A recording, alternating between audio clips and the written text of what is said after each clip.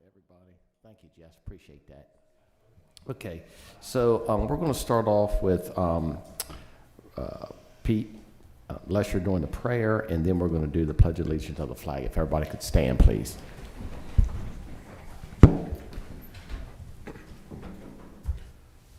Almighty God, what is it that your prophet Micah asks of us but that we do justice, love kindness, and walk humbly with our God? Grant that we, the elected leaders of this county, may act in accordance with these commands. Guide us to render decisions that empower and serve the needs of the poor and disenfranchised. Bring peace and justice to our community and our nation. In your most holy name we pray. Amen. Amen. I pledge allegiance to the flag of the United States of America and to the republic for which it stands, one nation, under God, indivisible, with liberty and justice for all. Okay, thank you, Mr. Lesher. Appreciate that. Okay, first thing on the agenda here, the council's had the agenda of October 25th before us. Are there any additions, deletions, or corrections to the agenda? Yes, I would like to make a motion to amend the agenda to add under the county manager's report. We'll move this to item A under the county manager's report, the first one. The Talbot County Free Library for a letter of support for their grant application to the Stories of the Chesapeake for the Children's Book Festival. Second. Okay, we got a motion second. Madam Secretary, could you call the vote, please? Mr. Callahan? Aye. Mr. DeVillio? Aye. Mr. Lesher? Aye. Ms. Price? Aye. Mr. Peck? Aye. Okay, thank you, Mr. DeVillio. Appreciate that. Okay, next is the minutes from November 11th before us. Are there any additions, deletions, or corrections to the minutes? Okay, hearing none, the chair moves that the minutes be accepted as unanimous consent. Okay, next is going to be the disbursements of the 25th. The council's had a chance to see the disbursements. Are there any additions, deletions, or corrections to the disbursements? Okay, hearing none, that the disbursements be accepted as unanimous consent. Okay, first up is a recognition of the Talbot County Planning Officer. Brennan, you want to come on up? So we spent several months interviewing and Brennan has done excellent for us for the last, I don't know, couple years.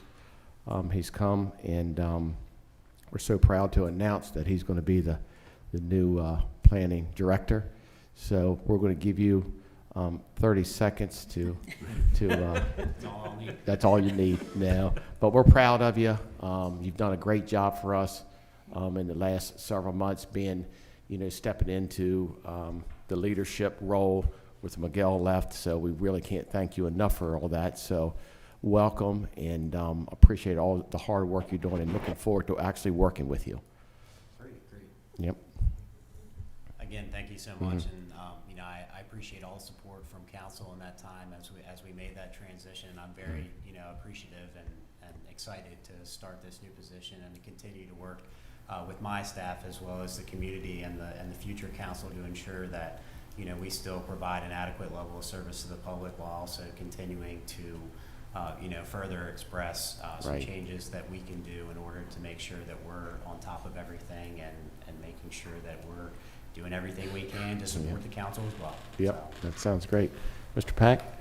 Yeah, Brennan, as I congratulate you coming in, thanks for all that you've done up to this point. I know that you're certainly qualified to fill these big shoes that Ms. Verdery and Mr. Salinas have left you, but you're going to set your own course here.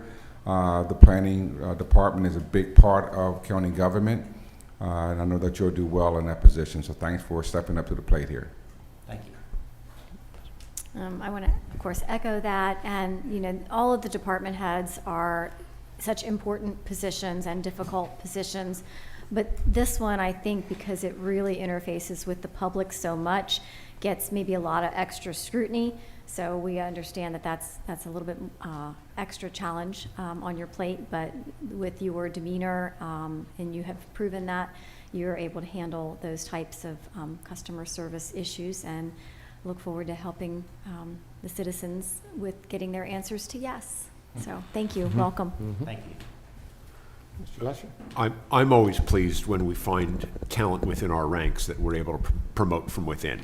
And glad to see that we were able to do that in this case, and just want to offer my congratulations and welcome to you. Thank you. So, Brennan, I'm very excited for you to fill this position. When I first came on the council, things were different with technology. Things were much slower in that department. And you showed us that you would like to implement it and make the changes and are continuing with that. You know, from a contractor having to get off a roof to come in with a check to move a permit along to now being able to take credit cards. Sounds funny to have happened in 4 years, but that's a huge improvement. And technology, we use that not to replace individuals, but to make their lives easier. And one of the things you said in the interview was that using that technology frees up a lot of time so that you have the customer service time to help individuals in the county get things done. So I'm very excited for you. You come with an excellent resume, and you had a great mustache there for a little while too. So, you know, diversified individual. I won't bring that one back. Mr. Stant? Oh, no, thank you, council, and congratulations. I look forward to working with you. Brennan, I know that last summer when Miguel decided to move on, you and I had a conversation, and you stepped up to the challenge and you did well. And you interviewed well with the council. I know you're up to the job, and it is a big job. We have lots to do. Customer service is number one, as you know. Helping people get the yes when we can, as quick as we can, is important.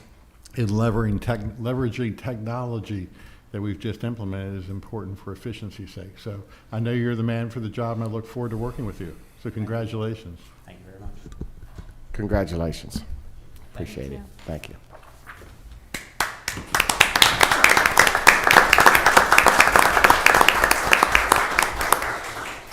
Okay, next up, we got a certificate of recognition for Mrs. Wolfe. You want to come on up?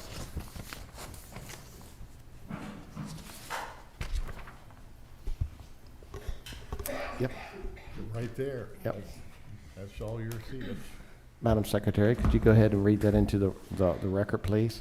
Yes, this is a certificate of recognition to Training Lieutenant Jessica Wolfe. Whereas Jessica Wolfe has been serving the citizens of Talbot County with the Talbot County Department of Emergency Services for 14 years, first as a communications specialist beginning in March 2008, from which she was promoted to the rank of shift lieutenant in December 2011, and promoted again to the rank of training lieutenant, a position she has held since December 2017. And whereas Lieutenant Wolfe currently represents Talbot County on the Training and Exercise Subcommittee of the Maryland 911 Board and the Maryland Emergency Communications Center Planning and Training Committee, a subcommittee of the Maryland Association of Counties Emergency Management Affiliate, which coordinates training guidelines for every communication specialist in the state of Maryland. And whereas Lieutenant Wolfe received the annual statewide Maryland Farndon Excellence in Training Award on September 22nd, 2022 for superior commitment to training through the development and presentation of relevant training curricula. And whereas on October 12th, 2022, Lieutenant Wolfe was recognized as Trainer of the Year for 2022 by the Association of Public Safety Communication Officials Mid-Eastern Chapter in recognition of her outstanding achievements and exceptional dedication to public safety training and professionals. And whereas Training Lieutenant Wolfe has a consistent positive attitude and creates a true passion for training with each new hire, her unwavering commitment and willingness to learn and create an environment for learning benefits the citizens of Talbot County and the communication specialists of the Talbot County Department of Emergency Services.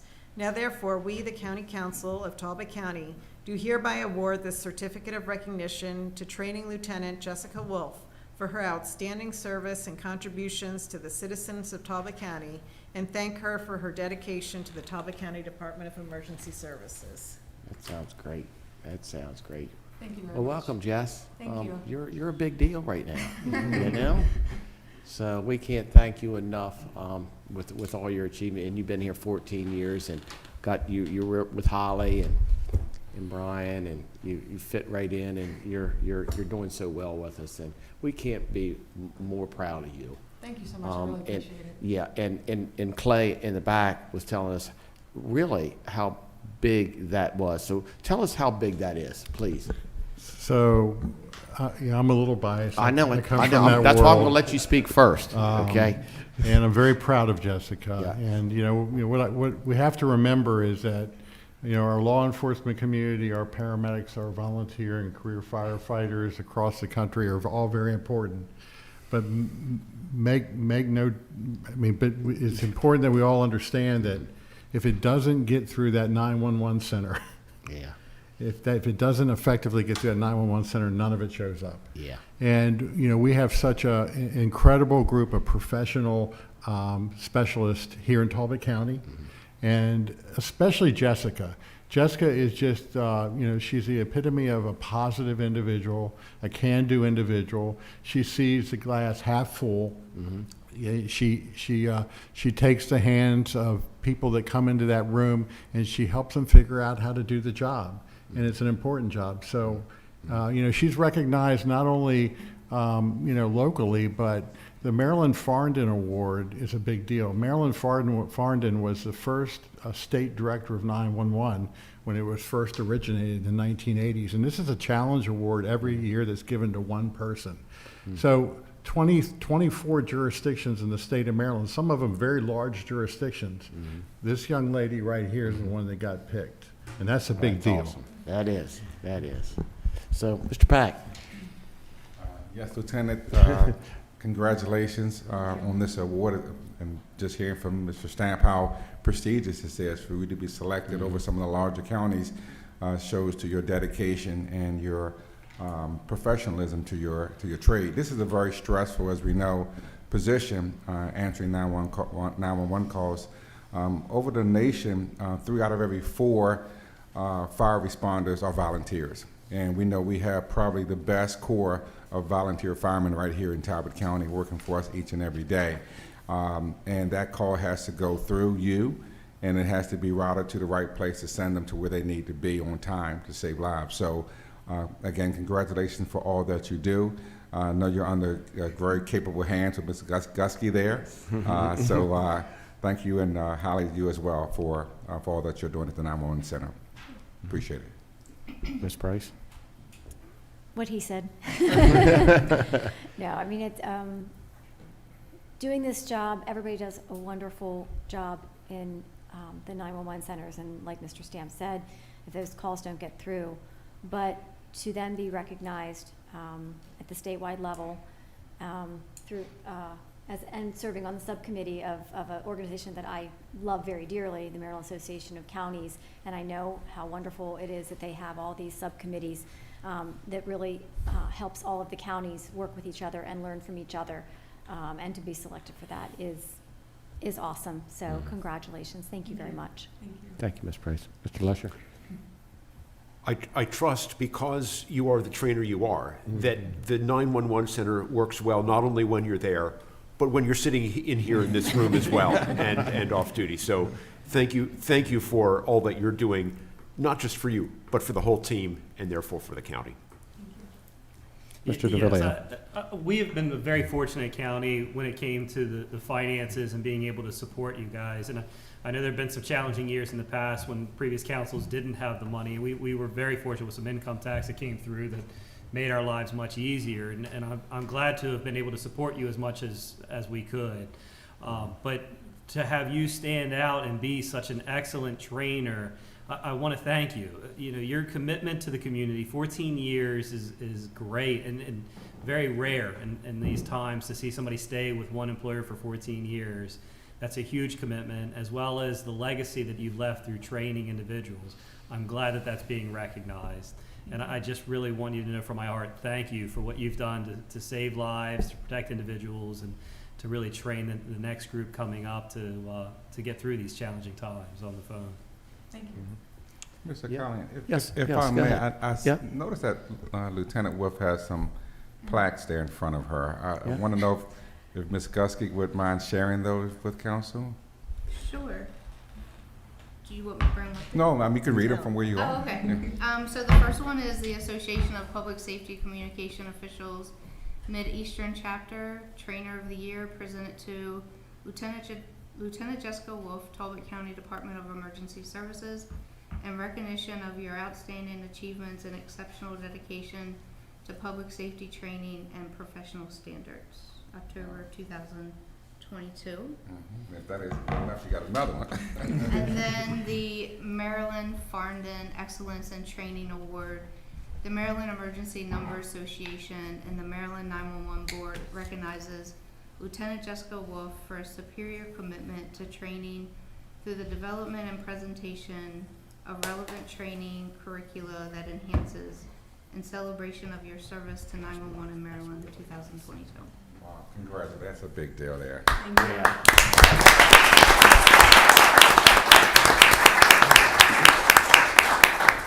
Oh, Mr. Pack, those are a lot fancier than what we got for you. Yeah, exactly. Yep. That is nice. Okay, Mr. Lester, guys wanna come on up? Brian, you wanna come on up? Yep. You stand up. Okay, yep. Y'all stand up.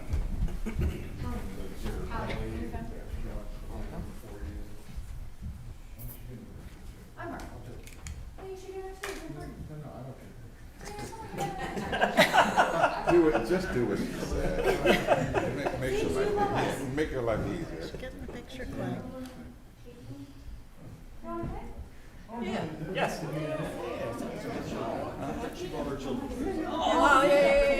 definitely. Yeah. Absolutely. I can stand under you. Come forward, Mike. Clay, get up here, would you? Come on. All right.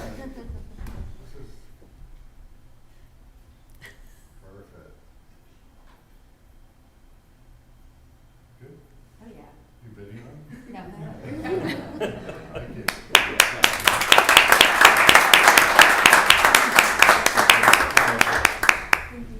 Thank you, Jennifer. Congratulations.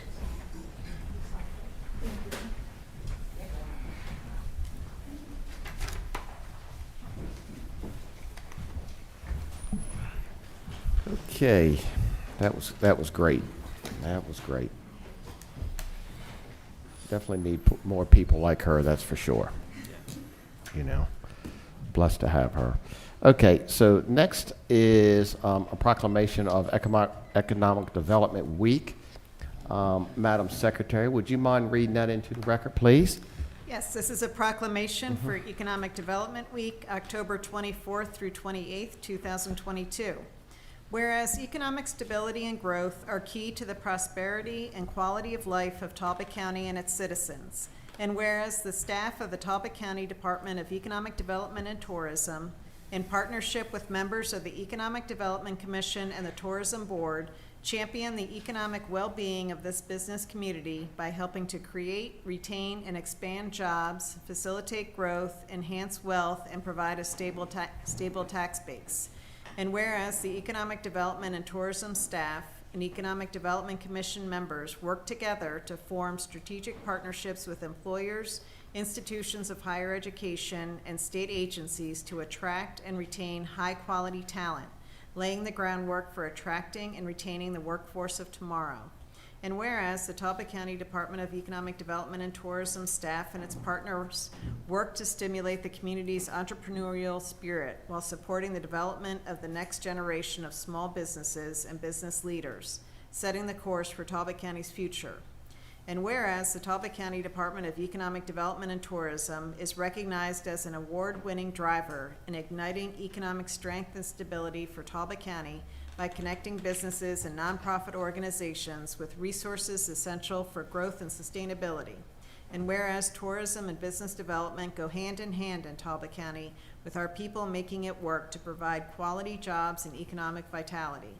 Now therefore, we, the County Council of Talbot County, in keeping with the state of Maryland and jurisdictions throughout the state, do hereby proclaim the week of October 24th through 28th, 2022 as Economic Development Week in Talbot County, and encourage all citizens to join us in recognizing and reaffirming the importance of business development on a local and statewide basis. Given under our hands in the Great Seal of Talbot County this 25th day of October in the year of our Lord 2022. Good job, Madam Secretary. So, Christine, I'm just going to offer Okay, to approve. okay, is there, Second? okay, there's a motion and a second to put this into the record. Madam Secretary, could you call the vote? Yes, Mr. Callahan? Aye. Mr. DeVillio? Aye. Mr. Lesher? Aye. Ms. Price? Aye. Mr. Pack? Aye. Okay, great. So just want to say a few words. So Cassandra couldn't be here tonight. She's a little bit under the weather tonight. I am the liaison of economic development, and this award, in this, I shouldn't say the award, but the actual department itself, without Cassandra being there, it really couldn't happen. She's brought these two, development, economic development, and tourism together, and is really the backbone of that department. And Reza helps her a lot. He's the president of the economic development team committee. We've got Jackie Wilson on there. It's a whole vast of business people on there that are extremely important to all of us. Just like Madam Secretary read, this is a really important engine for Talbot County. People come to Oxford, to St. Michael's, to Easton. What we've done and what we've created here is very special. That's why the last couple of years, everybody's flocked to us. So we're very blessed to have it. I'm blessed to be on that board. The hard work that's done there every month, putting together, we got speakers there. Clay, I want to really thank you. You helped me during a lot of the meetings and let me use your computer. So, you know, so it's the little things that mean a lot. And you know, Jess, you helping me get set up and prepared for those meetings. So I really appreciate all you guys do for me, helping me on that committee, because it's a tough committee in a sense. It's a lot going on, and we've handed out a lot of money to businesses, which that's what we're here for, to make them positive, you know, promote their businesses and help them within, you know, when we need help, because everybody's needed help in the last couple of years. So I want to appreciate everybody that's helped us with that, and council, all that you've done too for that committee and Cassandra, and making it very positive, you know. So I'm going to let you speak first, Mr. DeVillio. So I've been doing my rounds trying to attend as many board meetings as I can as I finish up, just to thank the individuals on the boards for stepping up and volunteering. It is a big commitment to do that. And I appreciate everybody who makes that commitment, because we can't be subject matter experts on everything. And this is one board where I happened to be on it with Dr. Pepukai, the new superintendent, when she was introducing herself to them. And, you know, Dr. Cliff Coppersmith from Chesapeake College is on here, and they instantly hit it off and started talking about the internships that they could start offering one another and how well that they could work together. But then when you look through the list of other members who are on it, and the wealth of knowledge from, you know, you have the bankers of Jackie Wilson with Providence State Bank, Debbie Walsworth, the CPA in town, Craig Wayner from the Whalen Company, huge employer in town. There was a couple others. Oh, Donna Sadoff, a farmer, family farmer in town, out in Cordova, as well as Shannon Dill from the University of Maryland Extension, Ken Cazell from the hospital. These are major players in Talbot County who are given their time to let the council know what the needs are, as well as helping out the new small businesses that are coming, which Cassandra does a great job of getting out, introducing herself to them, and then introducing that business to the community. I know she couldn't be here tonight, but the community owes her a big debt of gratitude for the survival that we got through with COVID, as well as anytime you see a business get celebrated online, you can believe Cassandra was there, help boosting them up. So this council has made a commitment to small businesses, as well as getting through COVID, as well even before that, and as well as tourism. You know, with Mr. Lesher always keeping us straight with the Chesapeake Bay Maritime Museum, and I've learned quite a bit of ways that they market, the charitable events that they've done when they had an online function. It's really, none of these nonprofits would survive without the businesses and the individuals in this community stepping up. And this is one board that when vacancies pop up, make sure you apply. They show up in the back of the paper. Nobody looks, but a lot of people want to apply and find a way to fit in. This is a great way. Thank you, Mr. Villio. Mr. Lesher. I agree with all of that, and I'm just delighted that to be giving recognition to this important work. Okay, thank you. Ms. Price. I know I've said this several times about Cassandra Van Hooser, but when we hired her to be our tourism director, we quickly realized what a talent we had and how she could leverage that and her abilities into economic development and merging those two departments. I'm the tourism liaison, and so what I'm glad that we do now, while you serve on the economic development and I'm doing tourism, but now sometimes once or twice a year, we put those two committees together in the same, right now, Zoom room, but hopefully, in the future, in the rooms together, so that those two committees really understand how they feed off one another. So I'm just so glad that we did that. And when you get somebody who comes here and visits and falls in love with all the beauty that we have here in Talbot County, if we can harness that into somebody moving here and having their business here, I think that's a real big win. So congratulations on the proclamation to the economic development. Thank you, Ms. Price. Mr. Pack? Yes, I will echo many of your sentiments already stated. Ms. Van Hooser has done a wonderful job. I know she was head over heels at the big victory that TU had over Alabama, but we won't go there. And I know that she was down in Tennessee working when she actually got sick. So even when she's not here in the county, she's still working hard. Economic development, I think the EDC is probably our biggest commission. I think there's some 14 or I think it's 16 persons on that. It's probably one of our bigger commissions that we do have. So that That's why I have to run it. that's why you. Anyway, but Sorry, I need to see it. we wish her a speedy recovery, and as we recognize Economic Development Week, which ends this coming weekend, we just ask that you go out and go to a restaurant, go to a shop here in town or down in St. Michael's and purchase some goods or services and enjoy yourself. Thank you. Yep. Thank you, Mr. Pack. And if Cassandra is watching, I hope she is, that, we appreciate everything you do and hope you get better. I'm not So. going to rush back and give everything under control. Good. We got everything under control here, So, okay, let's move it on. All right.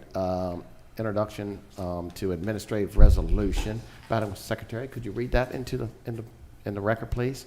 Yes, administrative resolution amending certain qualifications for members of the Frederick Douglass Park on the Tuckahoe Committee. Do you want me to read the whole thing? It's not too long. You might. Yeah, that'd be good. Whereas on August 23rd, 2022, the County Council of Talbot County, Maryland, the County Council adopted an administrative resolution, the August 23rd Administrative Resolution, for the purpose of establishing the Frederick Douglass Park on the Tuckahoe Committee, the committee. And whereas pursuant to Section 2 of the August 23rd Administrative Resolution, prospective committee members shall have resided in Talbot County, Maryland for at least 2 years prior to their appointment in order to be eligible to serve on the committee. And whereas the County Council is desirous of deleting the foregoing residency requirement. Now therefore be it resolved by the County Council of Talbot County, Maryland, that 1, Section 2 of the August 23rd Administrative Resolution be, and it is hereby amended to read as follows. Terms of committee members shall be for 5 years or until the successor is duly appointed and qualified, except that initial appointments shall be staggered so that the terms of 3 committee members expire each year. Members may serve consecutive terms. All other sections of the August 23rd Administrative Resolution not amended hereunder shall remain in full force and effect. Be it further resolved that this administrative resolution shall take effect immediately upon adoption.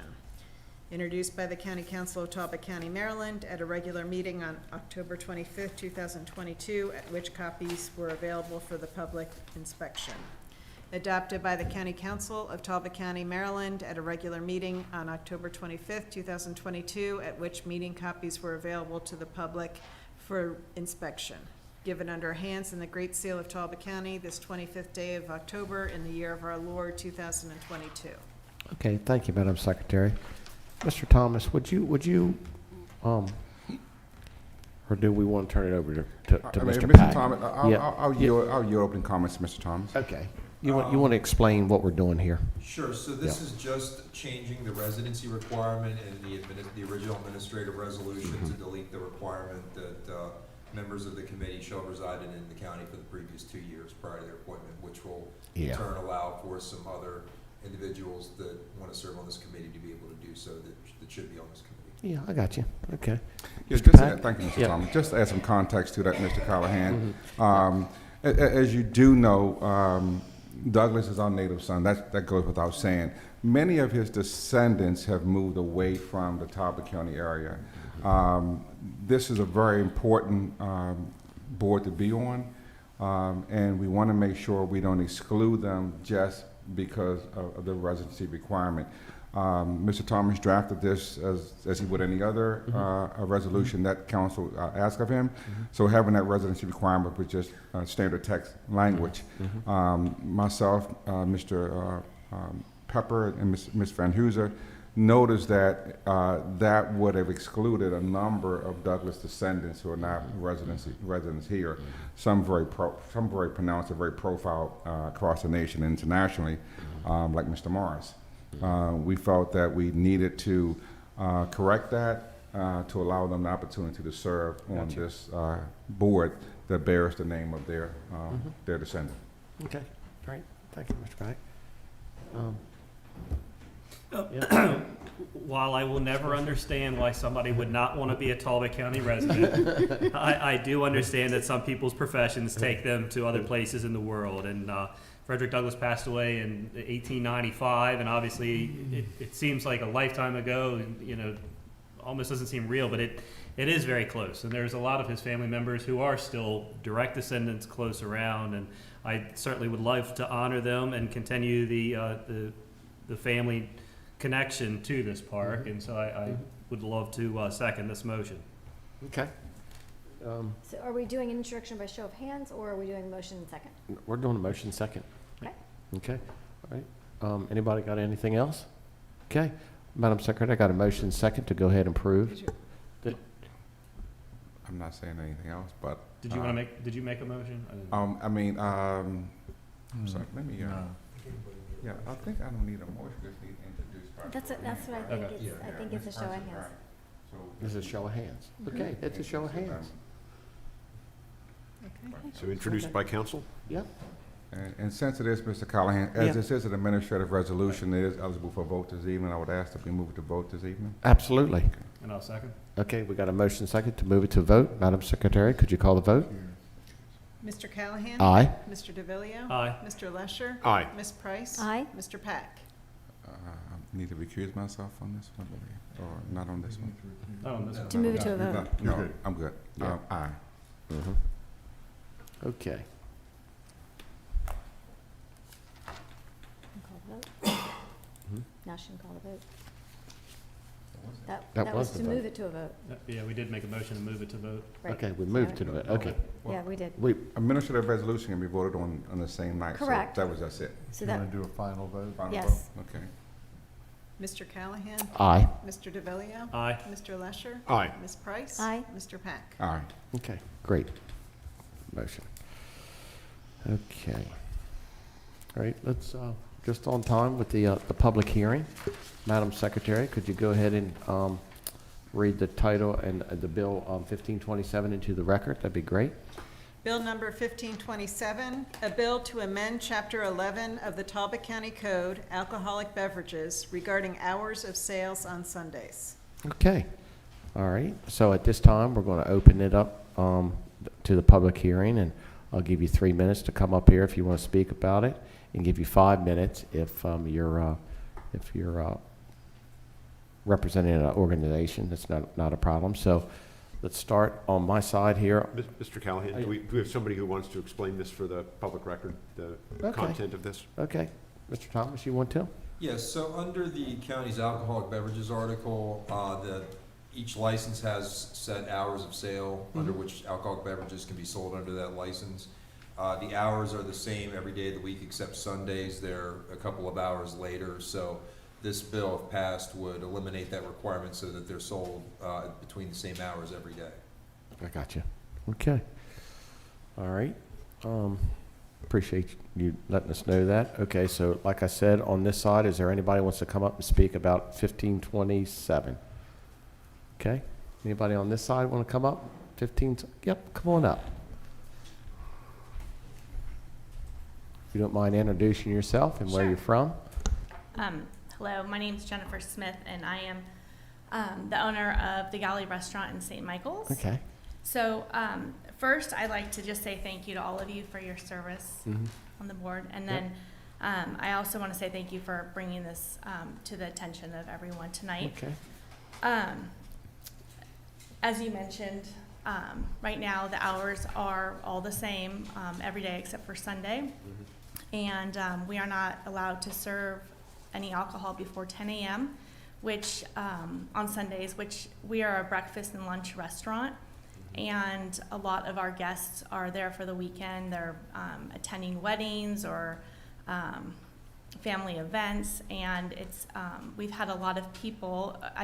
This December will be our 5th year of being in business, and during those 5 years, I can't tell you how many times we've had people come in on Sundays and order a Bloody Mary or mimosa at 9 a.m. and we can't serve them, and they just shake their head and they ask us why, and it's all I can say is it's part of our county liquor code, and I don't have a reason for it. And so if there is a reason, I'd like to know, and if there's not, I would like to request that it be changed to help our business.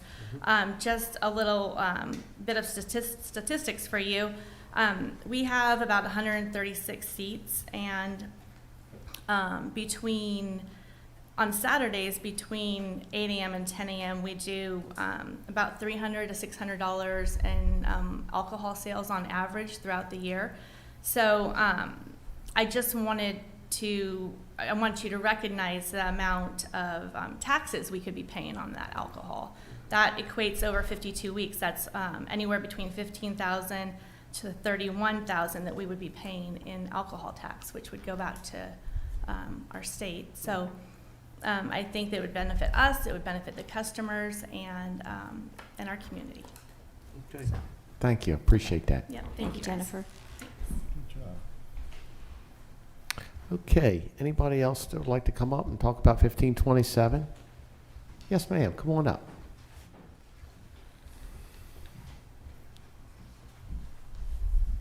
Hey, how are you? Thank you. Hello, my name is Stacy Bischoff, and I'm the manager of the Galley Restaurant in St. Michael's, as well as the head bartender for the past 4 years. I've been pouring and serving alcohol in Talbot County for 40+ years. In all of those years, I've witnessed many people ordering Bloody Marys and mimosas before 10 o'clock on Sundays, and having to tell them they have to wait until 10 o'clock. The majority of our customers are visitors to Talbot County and unaware of our laws. Quite often I hear customers say that our liquor laws seem antiquated. They seem disappointed, some get upset, and some actually leave. We constantly get questioned why they're allowed to drink before 10 a.m. every other day of the week, but not on Sundays. I don't have a good reply to that. We also have many of our locals that feel the same way, and they wait until 10 o'clock to come into our establishment, just so they can have a drink with their breakfast. I am requesting that you change the current law to allow alcohol to be served before 10 a.m. on Sundays. Thank you. Okay. Thank you. Thank you. Okay. Next, is there anybody else who'd like to come up? Okay. All right. Preston, you want to come up, talk about it? Okay. Okay. Okay. All right. I gave you a shot at it now. Okay.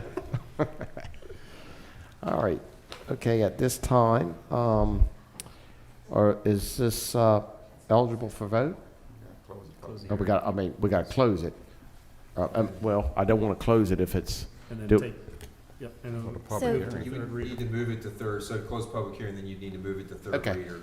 Okay. Right. So. And because this is our last legislative Right. day of this council, we are not able to wait until November to vote on this. So while it's a little unusual sometimes to vote on the same day as a public hearing, we don't have any choice in this matter. Okay. Well, let me say before, Sure, go ahead, Mr. before Pack. council comment Yep. on this. Yep. And those of you may or may not know that you've only been here for about 5 years. Talbot County has the distinction that no other county in the state of Maryland has, is that we write and draft our own liquor code. We are the only county that are afforded that right. It used to be way back when this first draft of this liquor code was done, rewrite was done back in 2010, the community was involved very heavily with the redrafting of that liquor code because it was an industry-wide movement. At that time, it was impacting grocery stores who now can serve beer and wine. It was impacting gas stations who at that time could serve beer and wine. And also impacted some of our pharmacies. We only have one now in the county that still serves alcohol. Well, sell, not serve, but sell. And at the time of that rewrite, this was one of the standards that the citizens wanted to keep in place. They wanted to keep that Sunday hour different from any other hour because of the culture that the county was trying to preserve, is to keep that Sunday hour clear of beer and liquor sales. So that's the answer to the why. It's because it came out of those discussions, a large discussion, large group. That rewrite took months to happen. It was a cross section of citizens and business owners. We had attorneys come from Forest, Baltimore, and Annapolis to give testimony on our liquor code rewrite. Remember Senator Coburn was here, and Mayor Willie and so forth. So this was one of the standards that was left in place, and it was left in place because the citizens at that time wanted it to be in place through the testimony that we received at that time. I had asked for comment from the our local LDAC, was our local alcohol. The local drug and alcohol. Thank you. Why did that just jump out of my head? The local LDAC, do not believe we received any recommendation from them. I also asked for a recommendation from our local management board, which is the TFN, the Talbot Family Network. We didn't receive a recommendation either from that board as well. So absent of those two boards giving this council a recommendation, you know, it is what it is on its face. So just to give you some context as to why, if customers were asking you, why is this there? Well, it's there because the citizens of the county wanted it there. So that's why it was there. All right. Thank you, Mr. Pack. Appreciate that. So I guess at this time, I'll go ahead and close the public hearing on 1527. Okay, now we'll go ahead and it's eligible to go to So I'll make a motion Yeah, to right. move it to a third third vote. reader. Third reader. Second. Yep. Okay. Mr. Callahan? Aye. Mr. DeVillio? Aye. Mr. Lesher? Aye. Ms. Price? Aye. Mr. Pack? Abstain. Okay, now the bill is eligible for the third reader. Madam Secretary, could you read that, please? Bill number I ask that so much be 1527. considered a reading. Okay.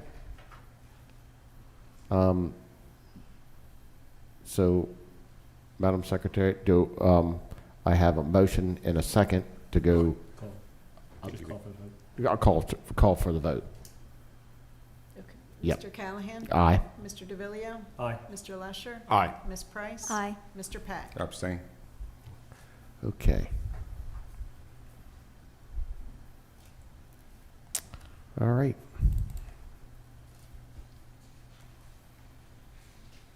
What we'll do- Can I just yeah, make a yeah, comment? yeah, We didn't yeah, have any discussion. I just yeah, yeah. want to thank some business owners for bringing this to our attention. I thought that this is something that this council should do. This might not be something that a brand-new council would want to work on. And while the hospitality industry has been hit the hardest in the, with the pandemic, and like many businesses have received extra dollars, but those dollars aren't going to be there forever. And this is something that's, I think, in particular for restaurants. Maybe not as much the other places. I think it's kind of a little bit of a holdover from the blue laws, and Mr. Pack did a good job explaining where it came from. You know, it's 12 years later, and because we didn't get any comments from any of the others, and we have a public hearing and nobody is objecting to it, I think that this is something that's truly going to help our hospitality industry. And Jennifer, as you said, you know, a lot of weekend visitors in our county that didn't understand it, and if it can help you or any business by several $100s a week, that's going to be, you know, helpful for businesses as these CARES dollars and those types of dollars dry up. I know how hard it is to find employees and have the service, and so people want to be able to come and relax. And thank you for testifying, and I'm sure that you know, many other business owners are appreciative of this happening. So thank you. Okay. Thank you, And Ms. I Price. just Yeah. like to go on the record. I'm as far as business rules go and laws and codes, I like to see uniformity. It's easier to impose the rules on those when everything is uniform. I like that consistency with it. And a lot's changed. Transportation has, and things tie in together. Transportation has been big for me. It's a big concern and seniors living out on the peninsulas, wanting to stay in their home, age in place. And Uber is becoming a little bit bigger of a presence here. Lyft is becoming a bigger presence here. I would like, the more that we use those services, the more of those services that will be available. So I'd just like to remind the community that if you're going out early, having that breakfast beer, please be smart, use the Uber, get home safely, and hopefully that tip the driver so that the driver's willing to work a little bit longer to hopefully run a senior to a doctor's appointment during the week. And see that industry continue to grow as well. And I do ask that any business that has parking that would be able to allow an Uber to park out front to advertise itself and make itself available to its customers, to try to make that as possible to just help that business and industry keep going. Thank you. Thank you, Mr. DeVillio. We have Uber here now? Yes, we do. All righty. Oh, yes, we do. Yeah. No, you know, I too see this as one of the a lingering blue law, the motivation for which was to ensure that we didn't provide distractions to keep people out of church on Sunday mornings. I'm not convinced that that is any longer a compelling government interest to maintain. I'll still be going to church on Sunday morning. I'll have my drinks later on, but I won't deprive others of that opportunity. Thank you. Appreciate it. So, like council said, I think it's really going to benefit some of the businesses, you know, especially in St. Michael's, with people walking around, getting out of the hotels, and you know, want to have breakfast, and they get there at 7:30, and you know, it is a big deal for you guys. So I'm glad that we could help you, and I appreciate you guys coming here tonight. Thank you. Thank you, guys. Thank you. Thank you. Okay, Madam Secretary, now let's go on to Resolution 337. That's eligible for vote. If you could read that into the record, please, that'd be great. Resolution number 337, a resolution approving the sale of 2 contiguous and adjacent parcels of unimproved real property, one having an address of 112 South Main Street, Trapppe, Maryland, and further described as tax map 301, parcel 1745, consisting of 4.318 acres of land, more or less, and 2, having an address of Main Street, Trapppe, Maryland, and further described as tax map 301, parcel 1751, to the town of Trapppe, a Maryland municipal corporation, for the sum of $1, subject to certain conditions. Okay, thank you, Madam Secretary. Council, discussion? You weren't here last time. Do you want to go first? I have Okay. nothing at the top. Okay. So as I mentioned last time, this was new information to me about the DRRA between the town of Trapppe and Lakeside. And I certainly would have liked to have had that information, that there was another opportunity for another parcel of land that Lakeside would provide, in addition to $1.5 million of funding. The other thing that was in that DRRA was, I think it's $1,500 per home built there times 2,500 homes over time is about $37 million. Is that right? Or 30.7? Do my math. That the TRAPPE will recognize in that. So if Mr. Pepper wants to come up, he might not want to, but if I could ask him to, I have a question.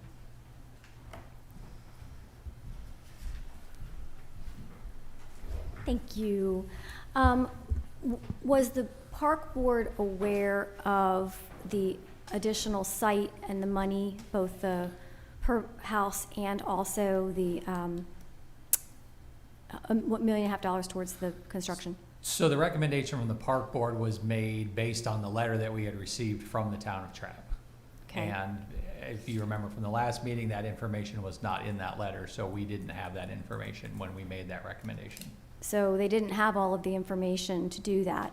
So based on that, I think in my personal opinion, I would like to send it back to the park board with all of the information for their recommendation. The other suggestion, we've gotten a couple of letters, and one citizen we've talked about for all these years, I know Mr. Pack has too, about, affordable housing. We all go, what is affordable housing? But maybe that parcel could be, and this letter was not in Granicus, but all 5 council members got it, maybe selling it for $1 to something like Habitat for Humanity, where they could build some more affordable homes on that. So I just think because we didn't have the information, I would prefer to explore other opportunities, either with a Habitat thing or at the very least send it back to the park board.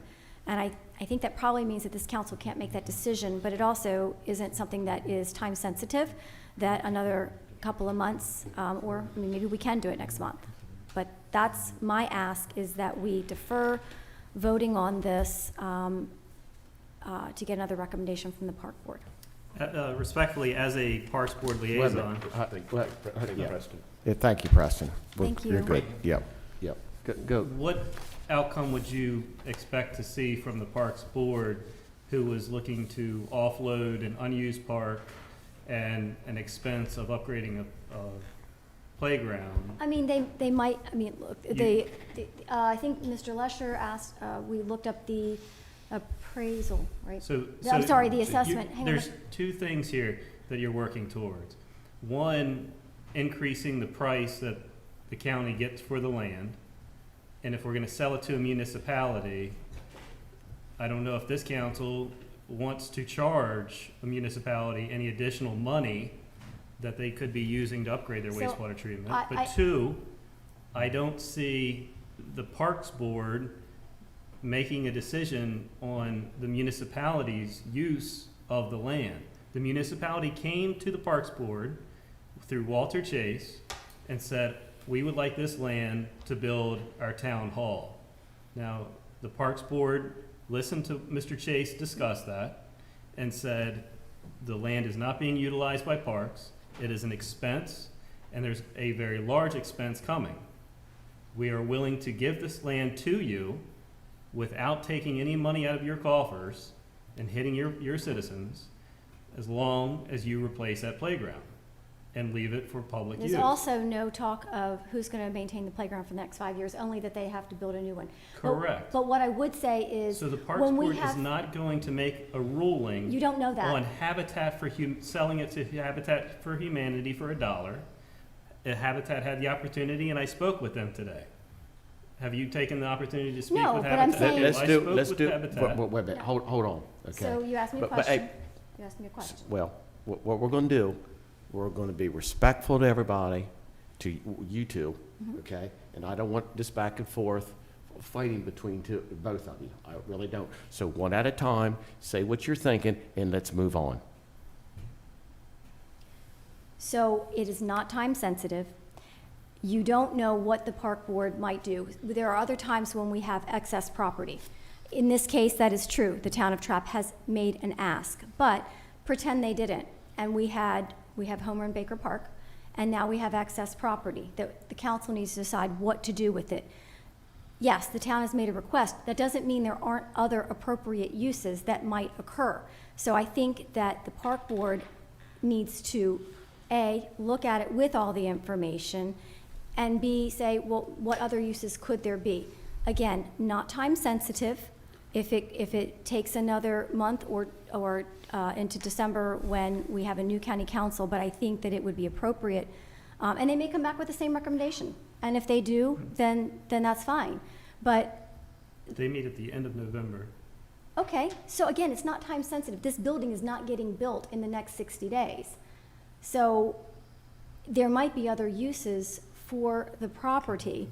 And, you know, we've received another letter, you know, where over time, there's going to be more homes on the other side of 50, so maybe it makes more sense to be over there.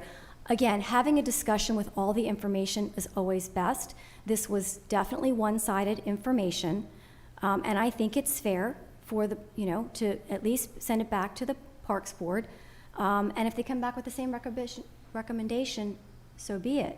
But they didn't have all the information. Your Parks Director has told you they didn't have all the information, and maybe you wouldn't go for the $230,000 or approximately that it's assessed at, but maybe something, you know, maybe something more reasonable. But give your Parks Board the opportunity to comment with all the information is all I'm asking for. I'm not saying no. That's a perfectly reasonable thought, except for the fact that you just voted on an issue after having public hearings and supported it because no one came to the public hearings to fight it. That is the exact same situation that we're in now. No one has come other than the town of Trappe to support this idea. This is legislation to support the town of Trappe, a local municipality who has done their work to go through it. I have taken the time, personally, I reached out to Habitat. I also reached out to the town of Trappe. There's 5.5 acres there. If it fits and we can add Habitat homes there, then that's something that they can address. Personally, I don't see this community jumping up and down saying, please add high-density homes to Trappe's wastewater treatment plant right now. I haven't felt that need from anybody. Doesn't necessarily mean high density. It just means maybe something Affordable different. housing is high-density housing. Well, It's not. if you don't have to pay for the property, the price could go down. All I'm asking for is send it back to the Parks Board with all the information and let them make their recommendation. With all due respect, Okay. I disagree with that. As the liaison to the Parks Board, I think that would be completely unjust, the fact that we're having public hearings with the municipality asking for this, and this is a resolution in front of us that is eligible for vote tonight. And they were not honest with us. You had the opportunity to address those concerns Okay. with everyone before. Okay, that's it. Mr. Callahan? Yep. Mr. Fleischer. You know, I'm inclined to agree that we have the information from the Parks Board that the Parks Board would give us, which is how useful is this as parkland to the county. I certainly have heard from constituents, not in the hearing, but with written comment, with concerns about this property transfer. Some of whom have opined that this site is ideal for the construction of affordable housing, located as it is within the walkable area of downtown Trappe. And I agree with that assessment.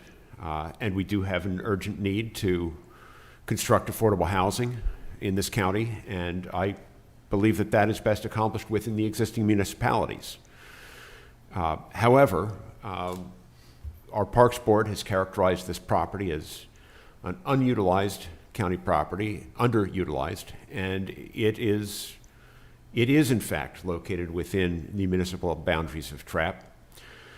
And for that reason, I believe the town government should be driving the future use and disposition of this property. It is frankly much more important to the town, as we've heard, than it is to the county. While the town has expressed its desire for the site as the location of a future town hall, it is a large property. The construction of a town hall does not preclude the construction of affordable workforce housing there. And the community development block grants with which this could be done are accessible to the town government, but not to the county government. So the transfer to the town would be a necessary step in that direction. Not that the county should prescribe the town's use of this parcel. If the remaining open space not needed for town hall were to be developed into a different type of park, that might be an appropriate outcome. Either way, it seems to me that it is the town of Trappe that should be making that determination. And I've reached out to a member of the Trapppe Council, who is here this evening, and expressed my desire to support the town in future development of affordable workforce housing, whether or not it takes place on this particular site. But for the immediate matter before us, I'm prepared to support the legislation. Okay. Thank you, Mr. Lester. Hearing what you've heard so far, Mr. Pack, do you want to say a few words, or? Yeah, very interesting dialogue. Very Yeah. interesting. Yeah. I appreciate the sitting back and listening for a moment. I don't do a lot of that up here. So, but look, you know, I am a big proponent of local town government having their control of their borders and what happens inside their borders. You know, I certainly don't want to be one to go in and start trying to tell a town government what it needs or should not be doing within its own borders. They have the right that is prescribed to them through state law. They have taxing powers as we do. They do a comprehensive plan as we do. They have a planning and zoning under their control just as we do within their town limits. So, but the one caveat, and to Mrs. Price's point about, you know, clarity and being upfront, and I'm with you nearly 3/4 of the way down the road where you are, Mr. Lesher.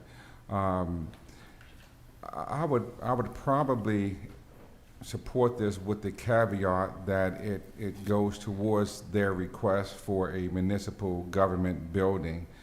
You might want to give them 20, 25 years to do that, the same as we did with the DRA, with the hospital, that we changed the zoning to make that a hospital zone. We gave them a 25-year window to build the first portion of that hospital. We did. It's written in the language. And if they didn't do so, I thought it was 10, because I was on the council when we did that, so it's been. Pretty sure. It was a window. Right, 25 just seems a maybe my lot, timing, yeah. maybe my timing is off. You're probably right. Maybe my timing is off. But it was a window in which they had to build the first part of the hospital. And I only say that just for context. If the ask is to have the property, which your Parks and Rec director is saying, hey, look, you know, your liaison is saying, we're not using the property. It's sitting there. We have to mow the grass. We have a piece of athletic equipment that is outdated and needs to be replaced.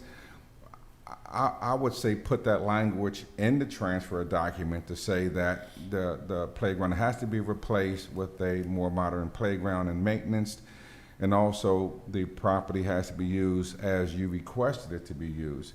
If they want to do affordable housing, they can come back and talk to another council at a later date about that, and put a sunset in it. You know, say you have to build it within maybe 20 years. I don't know, 20 years. I think that's too, I mean, I do think 15 that's too years, long. I think it's a reasonable Well, 10, I request. mean, you can say 10 years that Okay. you build it within 10 years, or that it can be reverted back to the county.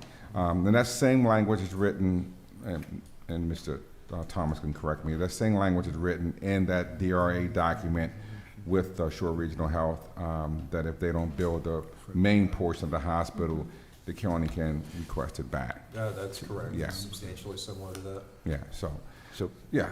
Mr. Pack, the language regarding the playground is hardwired into the legislation, that the town would maintain that for a given period of years until at least 2028. Mr. Lesher, I think it only says that they have to build the new one in 2028. I think Mr. Pepper told me that doesn't address the maintenance for the next 5 years. The language here is the county, here it is. Is it in there?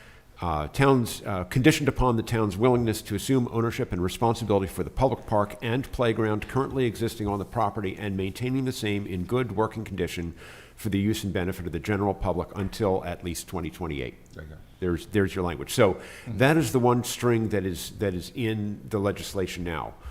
There are no strings about the town's other use of the property.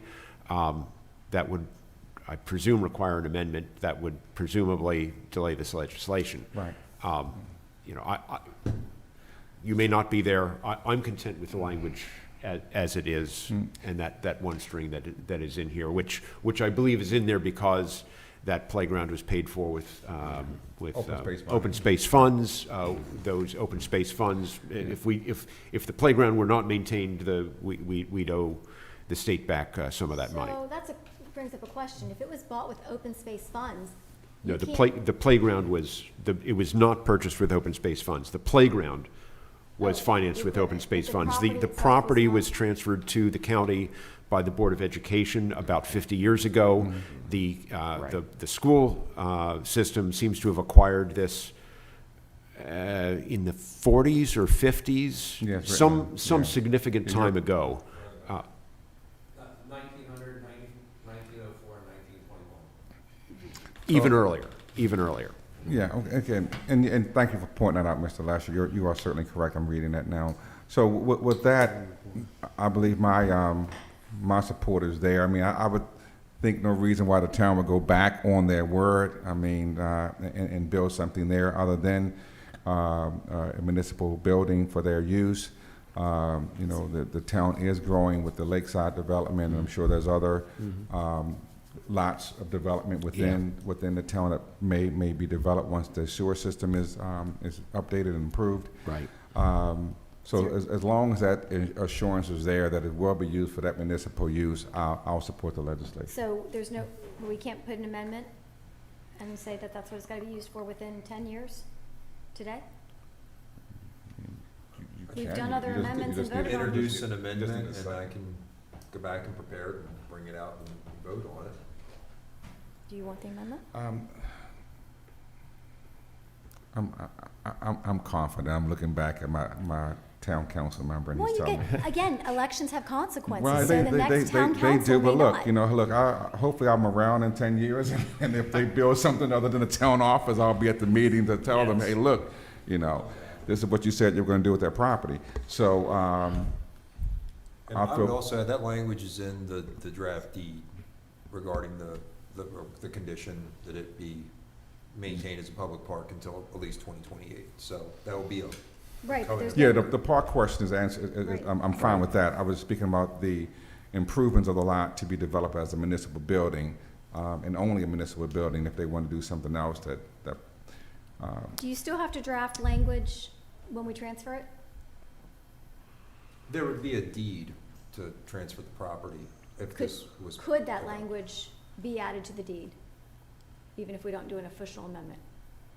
I would suggest doing an amendment, amending the resolution and making that a condition of the conveyance, and then it would be in the deed as well. Look, the town has expressed its desire for the property for this particular purpose. I'm satisfied. And if there are a set of elections and the next council, not having yet having this built, determines that in fact there's a more important purpose for it, and its more important purpose is parkland, or its more important purpose is affordable workforce housing, so be it. The town should be in the driver's seat in making that determination, and I think the town's best positioned to be making that decision. Okay. All right. So I think we got a council member here. We've got the liaison here. We've got Preston here. So we've had some great ideas here. I've had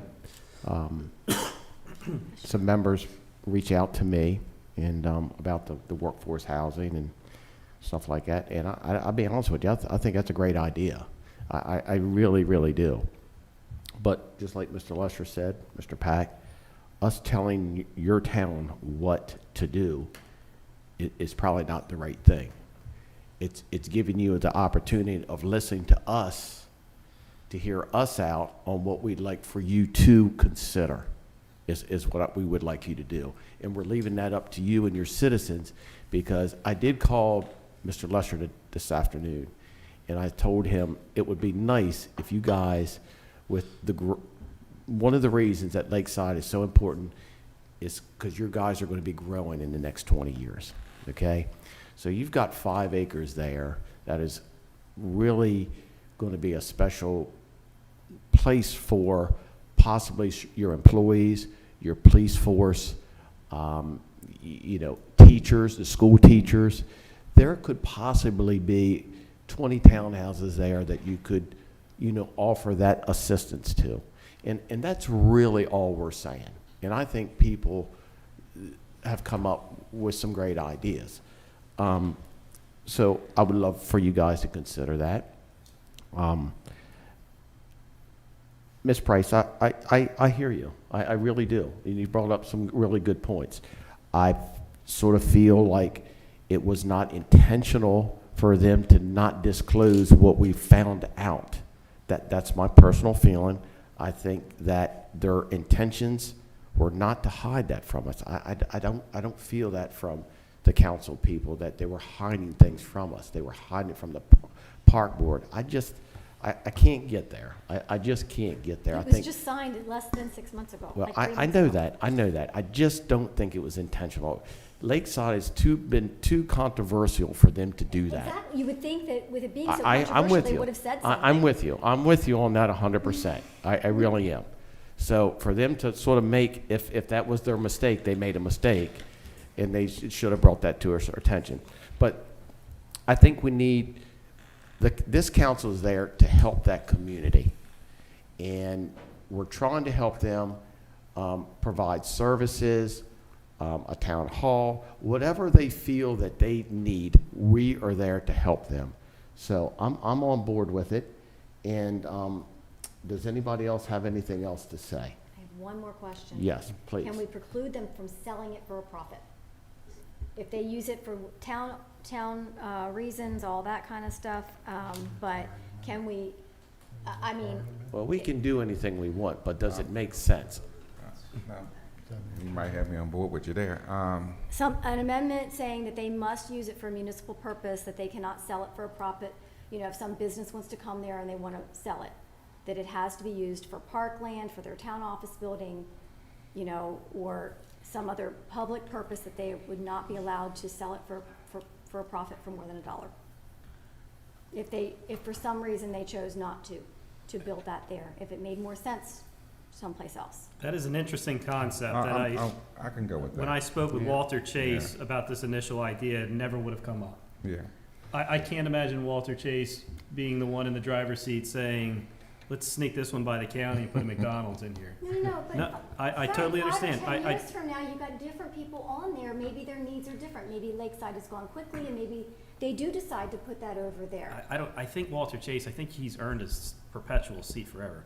Okay, but he's not gonna No, but be I'm here being forever. kidding. But no, Mr. Pack is right. We're all here, just as Tom Hughes sat in the back room. When we pass legislation, it's up to us to follow through and make sure it's done. The town wants to do this immediately. They've been asking and they've been working to do this. Again, some people think that there's some unscrupulous members. There's obviously an individual on the town that has left, but when working with Walter Chase, working with Brian, I don't feel like I've been cheated or But snuck around You with. can't make decisions based on people. You have to make them based on policy. And so with that, I'm going to offer an amendment that the property cannot be sold to any outside entity. Would Habitat count? Well, they can't sell it for more than $1. They can't sell it to any outside entity for more than $1. What would qualify as an outside entity? Well, again, a business or something like that. If it were something like a Habitat for Humanity, Or what if it was an individual builder who was going to come in and make a commitment to build affordable housing well then, fit within their need? well then those dollars should, then we're selling it to them for $1 and then they're getting that benefit. So I would say no, they can't. They can donate it to a builder, and the builder can build their stuff, but they can't sell it. Build on the land and still own it. That's correct. You still retain ownership of the land. So I'm making an offer of that amendment that they may not sell it for more than $1. I'll second that motion. Do we need to move this to the table while that specific language is drafted for introduction here? And return to this? Yes, I would have draft an amendment and then bring it back, introduce it, vote on it, and then proceed with the resolution either as it stands or as amended. So we could do Mary Kay while you do that? Sure, that'd be great. I'll be right back. And again, you can go ahead, Mr. Thomas. I'm not going to add anything more. Well, I'll just move that we move this matter to the table and proceed while the Office of Law is drafting the proposed language. Okay. That's fine. Okay, so we'll go ahead and move forward with the next thing on the agenda, which is the presentation of the American Rescue Plan Act. Ms. Mary Kay, you want to come on up? Good evening, and thank you very much. Yeah, sure. So upon notification of pending funds, Talbot County conducted a community survey to determine appropriate uses and guidance for the disbursement of the $7.2 million received through the American Rescue Plan Act, ARPA. Several key categories and specific funding recommendations were identified to include broadband, EMS, and fire company assistance. The funding recommendation also included $250,000 for Talbot County nonprofits with a focus on economic recovery, health, human services, housing, and projects that assist the underserved. Approximately 60 applications were received from local nonprofits totaling over $1.2 million in requests. This overwhelming number clearly demonstrates the demand to support our local nonprofits in this time of need. A group of 9 individuals, including Councilman Lesher, County Manager Clay Stamp, Assistant County Manager Jessica Morris, Economic and Development Tourism Director Cassandra Van Hooser, County Engineer Ray Clark, Finance Director Martha Sparks, Grants Clerk Ken Calganini, and Talbot Family Network Executive Director Nancy Andrews, and myself gathered to review the applications and develop a recommendation for County Council consideration. And I'd like to say thank you to all of those involved. It was not an easy task. 16 applications were initially selected, and the specific needs of each were further evaluated, and some items were excluded with budgets amended accordingly. The amount requested still exceeded the available funds. In an equitable manner to distribute the total funds available of $250,000, all 16 eligible budgets were funded at 75%. Each selected applicant was contacted to ensure that the reduced funding would still meet their project needs. Although less than requested, each of the 16 selected nonprofits were very happy and grateful for any funding that they may receive. There was a question about fully funding some of the applicants that requested less than the $25,000 cap. If these reduced requests were fully funded, it would have been at the expense of other nonprofits, cutting the list to even less than 16 of the 60 that were funded. Of the nonprofits selected, we have 6 recipients asking for salary fringe support, 6 for operating and program expenses, 2 are offering services and classes, 1 is for the partial funding of a van, and 1 to partially support sewer infrastructure. The selection committee is recommending council disbursement of the $250,000 ARPA nonprofit funding in accordance with the spreadsheet that was provided. And once the council has finalized the list, we will work to fully execute subrecipient agreements with each of the selected nonprofits. Thank you. Okay.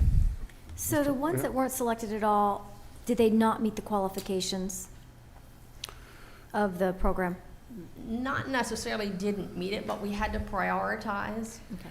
And there were some that were eligible for other types of funding, so we recommended them to other sources. And Thank you. Mr. Lesher? Yeah, I think we particularly emphasized the sort of human services impact of these nonprofits, whether it was anything from jobs training to well, it's the full range of human services here. These are nonprofits that are already having an impact in this community. These grants will hopefully extend that impact in our community, and we have quite a quilt of organizations that are doing this good work, as you can see in the brief descriptions of how these grant funds will be used in the spreadsheet provided. You know, we had said at the outset that we envisioned a $25,000 cap. We ended up, in order to, as Ms. Verdery has said, awarding nobody at that level, no one entity at that level, but in order to further the work of more organizations here. And I'm grateful to the committee for the work in doing this review. Yeah. Okay. Need a motion? Yeah. I'll make a motion that we award the grant amounts as laid out in the document supplied to us by Ms. Verdery and the team. I think it was very thorough. Thank you for your explanation, Ms. Verdery. And I will ask for a motion for council to approve the awarding of those amounts. Second. Okay, Madam Secretary, I got a motion and seconded to approve the ARPA funds that the businesses and nonprofits want. Mr. Callahan? I'd like to recuse myself. Okay. Mr. DeVillio? Aye. Mr. Lesher? Aye. Ms. Price? Aye. Mr. Pack? Aye. Okay, Thank you very much. thank you, appreciate it. Ms. Verdery, thank you for all your work. I know you did a lot of heavy work, heavy lifting and exactly. calculation on this job. No problem, and there's a little more to do to get into these subrecipient agreements and make sure all the funds are dispersed, and so that, thank you very much. And I want to say the same thing to Mary Kay, for all your hard work to working on this, and you, Mr. Lesher, you put a lot of hours in that too.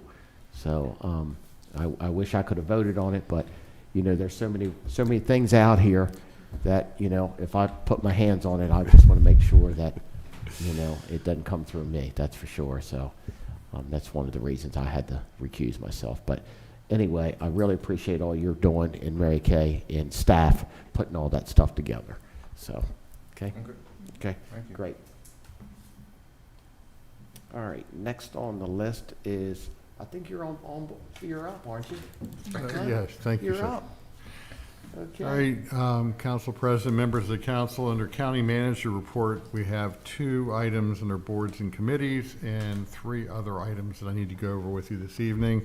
I put the library first. Is that okay? That would be fine. So the first item I'll have is, council, we're requesting support, and actually we can ask Dana and Scotty if you'd like to come forward, if that's okay with you.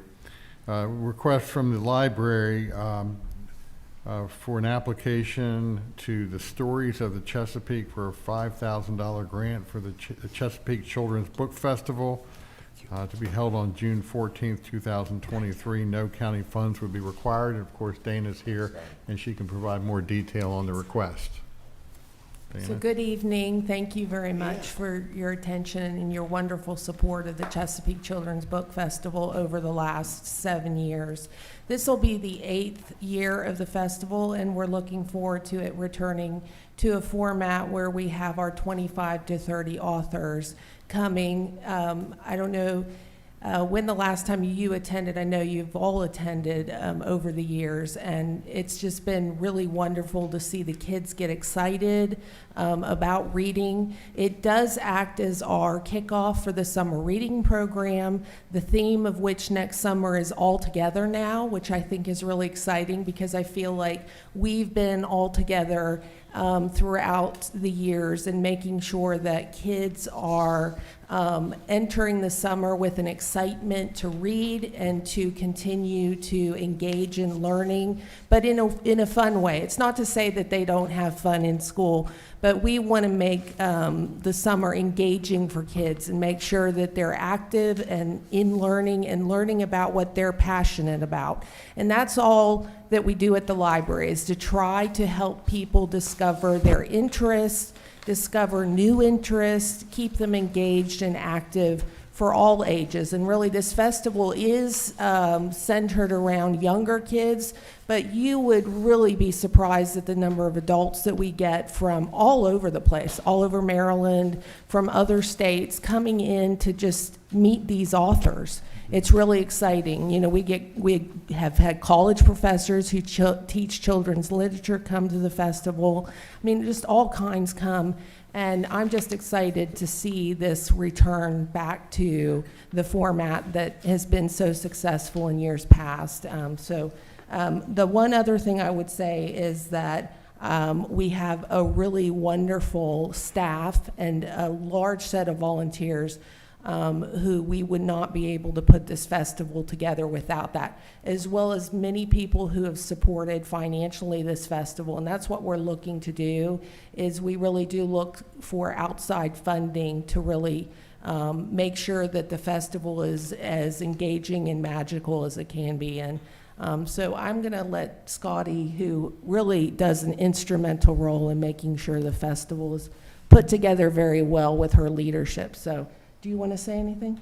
Well, the grant is to the Voices of the Chesapeake. It's a mini grant that's unfortunately due at the end of this month, so I apologize for coming so late with this request. But it's $4,000 or $5,000, which will be matched by our foundation and friends, and it'll provide the basis for the budget for next year's book festival. And the competition for the authors and illustrators will be starting in the winter. Tim Young, who was the originator of Chesapeake Children's Book Festival, will be working with us to put together the competition and the judges to make the decision. But it's a wonderful program. It really is the key program that we have for the summer reading program, which reaches many, many, many hundreds of children here. So. And in years past, in 2018, prior to the pandemic, we did have several thousand people attend the festival over at the Waterfowl Building. So we will be having it at the library this year, but it's not to say that as this festival grows, we may be able to use other venues as well. Okay. Oh, that's great. Okay. Well, you know, in years past, both of my children have enjoyed this festival. I think that this is some wonderful work and a wonderful partnership of the library to be able to continue this festival. I want to really applaud the library for seeking this and further sources of funding for it. That's entrepreneurial on the part of the library, but also the county does help to fund the Stories of the Chesapeake heritage area, and if these funds are awarded at this level, we will in fact be getting more funding back to a county entity than we're presently contributing to the Stories of the Chesapeake heritage area. So this is good dollars invested and a strong return, and the impact on the community is certainly significant. So I'll certainly support I'm certainly in favor of this letter of support. And okay. Anybody else? Anybody else? I completely agree. I'd be happy to second Mr. Lesher's motion if he would like to make it. So I'll move for the letter of support. I second. I'm good. Again, as Mr. Lesher said, you all do a wonderful job, as you know. I've attended many of your events with my grandchildren, and my wife is an avid reader, both books on tape as well as the old way of just opening up and reading. So, I'm sure I'll be there in some form or fashion. Thank you. 8-track tape, cassette tape. Yeah, exactly. Okay. All right, we got a motion seconded to go ahead and For the letter of support. for support. Yep. Mine went strange right then. Mr. Callahan? Aye. Mr. DeVillio? Aye. Mr. Lesher? Aye. Ms. Price? Aye. Mr. Pack? All right. Okay, great. And Thanks, guys. if it works tomorrow, I will challenge the Lesher family to a game of chess at your chess night that you guys have tomorrow. If anybody has 30 seconds to come out and watch Mr. Lesher beat me. I might have my son Nicholas take you on. All right. Gotcha. But let me say, ladies, before you all depart, I noticed the artwork on the front lawn out here as I pulled up today. That looks wonderful. Can you elaborate a little bit on that? So a generous an ex-Talbot County resident named Terry Britt had donated that sculpture, but we have had some wonderful support to make sure that it was refurbished, and I can't say enough about that support that we had, but I really want to thank county maintenance in particular. They did a wonderful job with making sure that it was installed, bringing water and electricity to it. They do such a great job for us all the time, so I would be remiss without saying thank you. And then Jan Kirsch, who is the artist and is a local artist, and does wonderful sculptures like that. I think it's just going to be a great talking piece for people passing by the library and through EASTON. It's just beautiful, and it's unusual. I would say that, but I think people are really going to be drawn to it, especially kids, because it is a bubbling water fountain. It's a very attractive piece, and you mentioned Jan, and it looks like her piece of work. I've seen her work before, so if you ever had a chance to stop by the library and look at that, it's a very nice, attractive piece of work. And it's kind of a good. I have to mention this because it's kind of sciencey and it's connected to our STEM festival, which is coming up on November 5th. So I had to plug that. I hope everybody will come to that. Sure, thank you. Yep. And if you look at their Facebook page, you'll see a picture of my brother installing it. It's the best side of him from the back.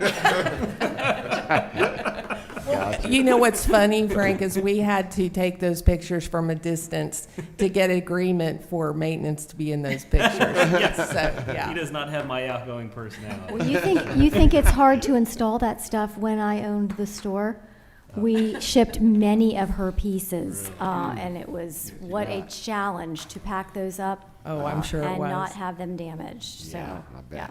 I bet. Okay. Big pears or apples, Yeah, exactly. Okay. Well, thank you, ladies. Thank you Appreciate very it. much. Yep. Thank you. Yep. Only problem is every day you walk in the courthouse, you see the avocado, and all of a sudden you start having this feeling you want a taco. I know it. Exactly. Next time she should make guacamole out of it. Yeah. I just don't want to see any stray dogs drinking out of that fountain. Yeah. Would you like me to continue with the Yeah, just county manager report? finish your stuff up, please. Okay, that's fine. The next item I have is a request for a letter of support for the Critchlow Adkins Children's Centers. They're applying, as you read in your packet, they're requesting council approval for a letter to support Critchlow Adkins Children's Center grant application to the Maryland State Department of Education for the Maryland Rebuilds Grant in the amount of $290,613. No county funds are required. So moved. second. Motion second to go ahead and support Christian Atkins And I just Children's want Center. to thank Christy Morrell, who's not able to be here this Okay. evening, for bringing this to our attention, and they extended the deadline for this, so we were able to get this in this evening. Okay. Great. Madam Secretary, could you call the vote? Yes, Mr. Callahan? Aye. Mr. DeVillio? Aye. Mr. Lesher? Aye. Ms. Price? Aye. Mr. Pack? Aye. The next item I have, I'll ask Preston Pepper, your Director of Parks and Recreation, to come forward.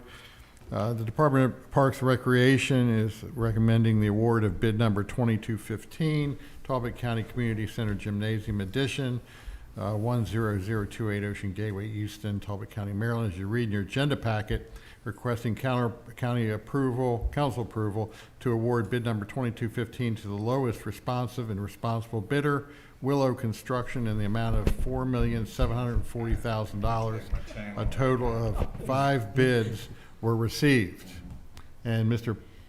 Pepper can add any detail that you might want from this point on. So obviously, this is for the gym expansion, something that's been a long time coming through Parks and Rec. I think my predecessor actually had a gymnasium planned, and that ended up not coming to fruition. So Talbot County is actually kind of an odd county in that we've got more field space than we have indoor space. So one of the things that everybody's always looking for is spots to do things inside. I even talked to somebody that was on the hospital board that their complaint was always that there's nowhere to do the hospital banquet. there's nowhere large enough in Talbot County to have a banquet, so they always have to go out of county for it. This particular item would be able to do that. This is not, while it is a gymnasium expansion, it is not strictly for sports. They can do banquets, you can do events, you can have job fairs, county, college fairs.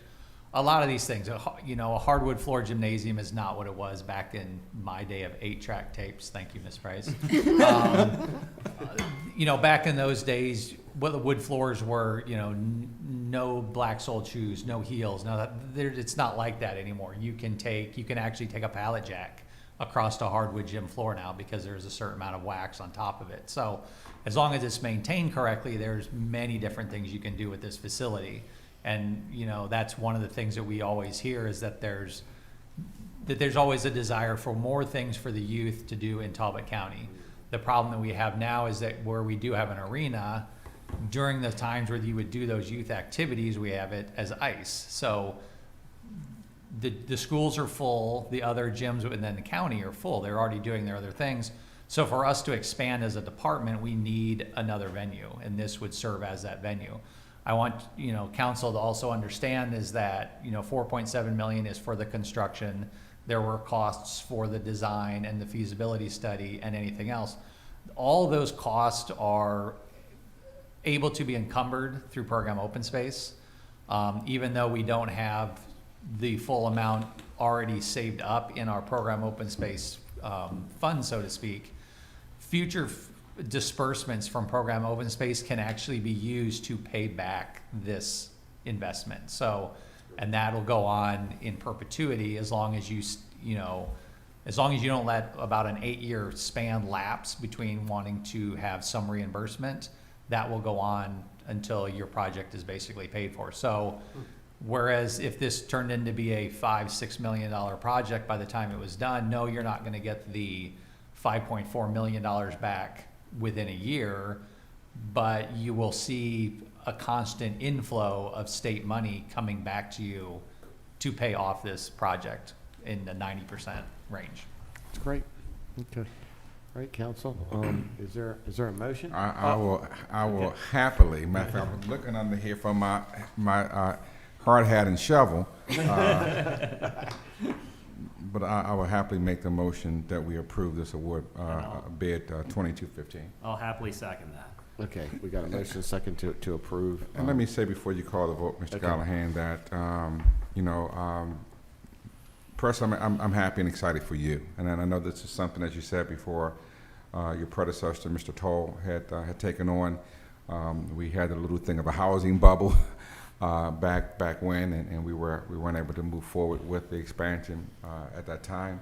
I think you've been very resourceful. I remember when we hired you, and one of the things that the council stressed to you was to make the community center profitable, bring it back into the black. And you had your work cut out for you. There were some council members who wanted to padlock the door. I'm not going to say who, and just not supply recreational services to our community.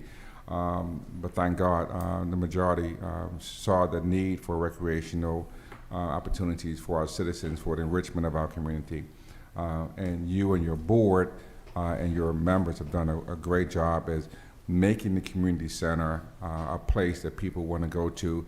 And this will allow you to have that, as you said before, that full seasonal use of the building, so that when you have the ice down, and we know what's going on with that floor now, when you have the ice down during that hockey ice skating season, you can now still have the other side of the building for a banquet and not interrupt that revenue that's coming through from your ice season. So excited, happy for you.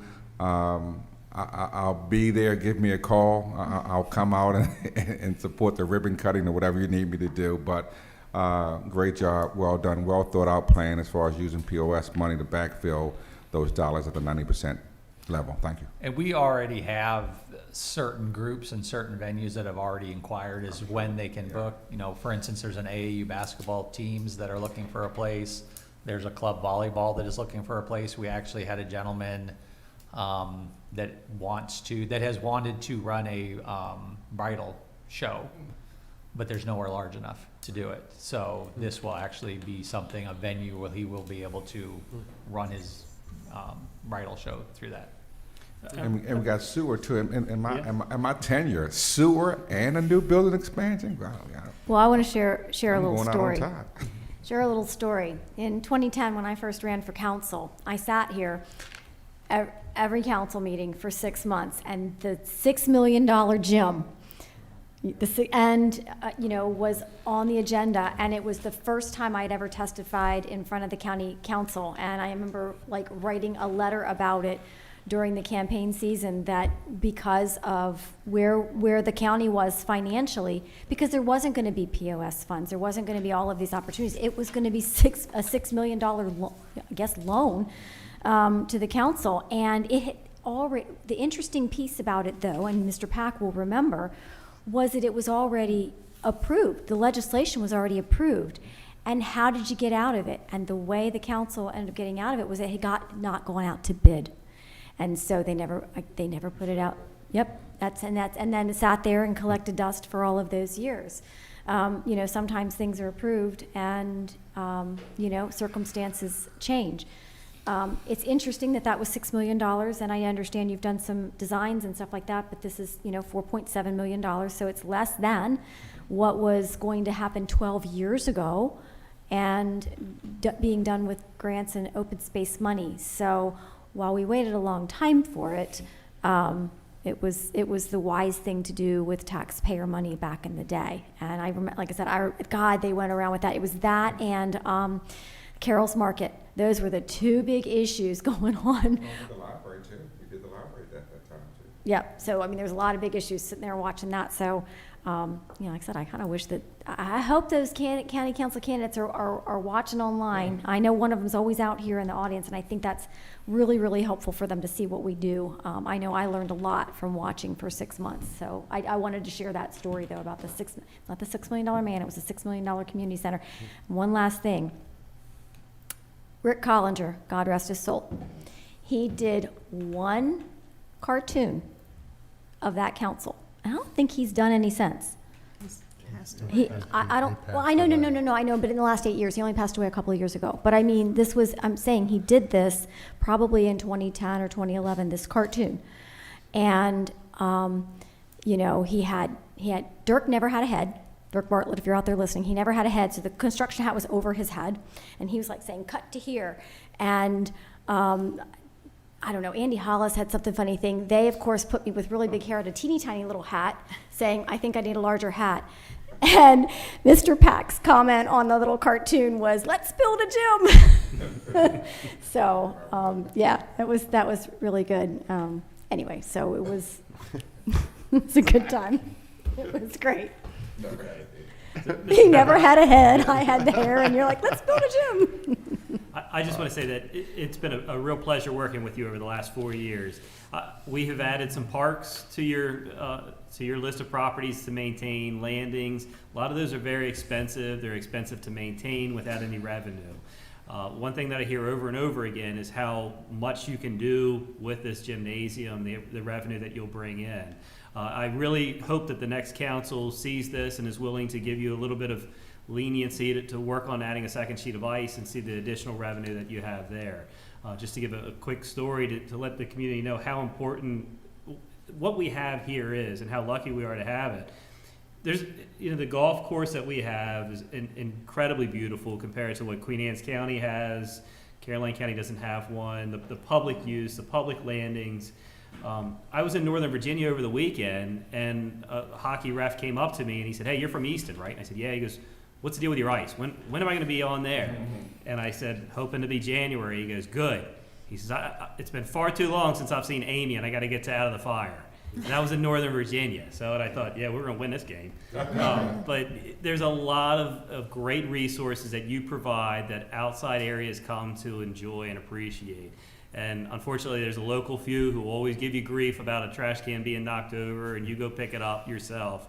But you do a wonderful job, and I'm looking forward to you finally having the chains pulled away from your ankles and giving you some leniency to get some revenue and be able to expand on the opportunity that's there. Thank you for putting up with it and working through it. It's certainly been a challenge. Thank you.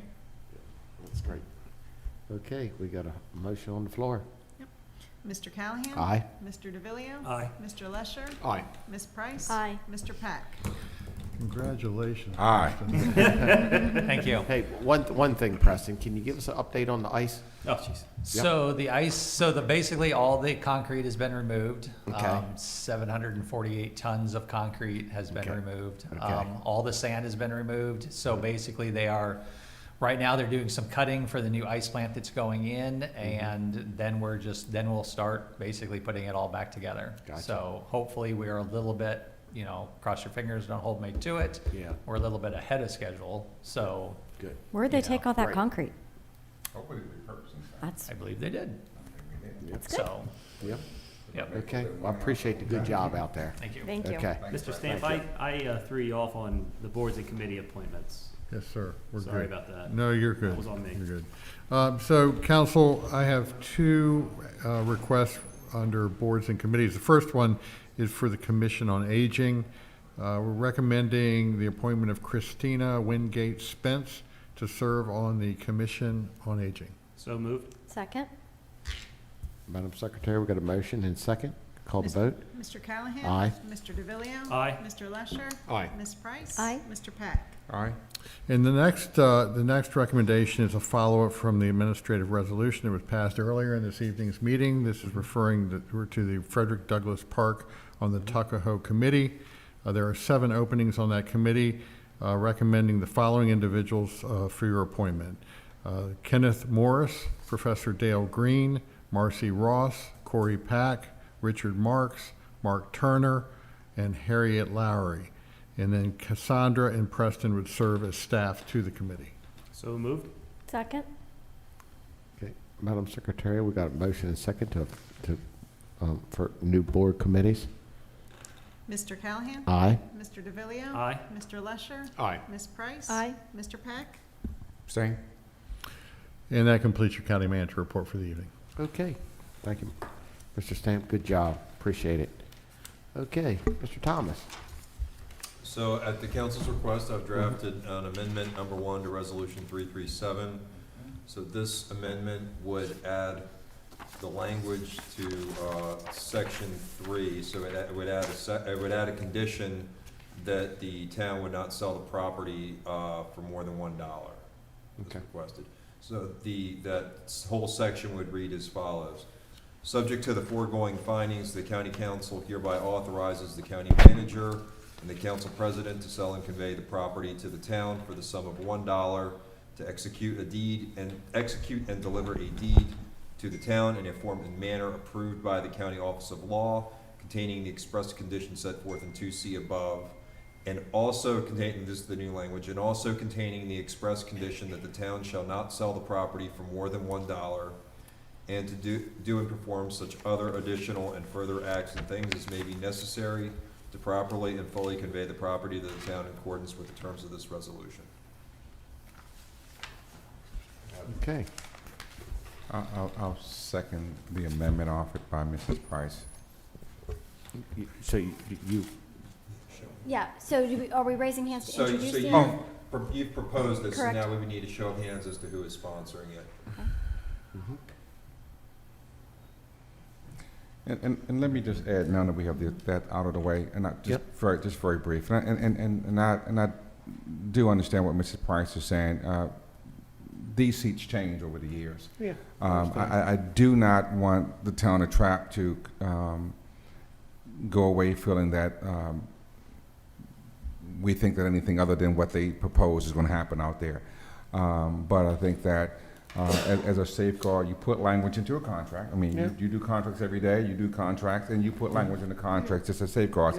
I think that's all this is. This is saying, hey, look, you asked for the property, but we're willing to give it to you for $1. You want to do some municipal building, you want to improve the playground area, that's all fine and dandy. Should the town 10 years from now change and you don't want members to say, hey, we got this land, let's sell it for $250,000, and keep the money.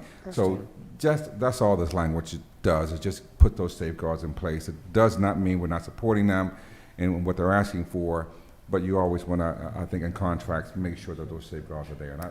I agree, Mr. Black. I would say that we are supporting them because we're giving it to them. You know, so I think they can live with this. And remember, this council, during the previous ARPA funding, also awarded them $500,000 going towards their wastewater treatment plant. So, you know. Yeah. So I make a motion to approve Resolution 337 as. So first you have to vote on the amendment. Oh, whoops, I'm sorry. Yeah, that's okay. Yeah. Madam Secretary, could you call the vote? On the amendment. On the amendment. This is the amendment. Okay. So it's been introduced. So now you have to vote on the amendment. second to move it to a vote, or to? Well, the president would call for. We got to vote move on it the to, amendment. right, we got to, okay. Mr. Callahan? Aye. Mr. DeVillio? Aye. Mr. Lesher? Aye. Ms. Price? Aye. Mr. Peck? Aye. So now you need to vote on the resolution as amended. So now I make a motion to approve Resolution 337 as amended. Got a second? I'll second it, or does this just need to be moved to the vote? I think it's Mr. Okay. The president just brings it for a vote. Yeah, okay. Madam Secretary, could you call the vote? Mr. Callahan? Aye. Mr. DeVillio? Aye. Mr. Lesher? Aye. Ms. Price? Promise me you'll never, ever leave something out of a letter again that's relevant. Aye. Mr. Peck? Aye.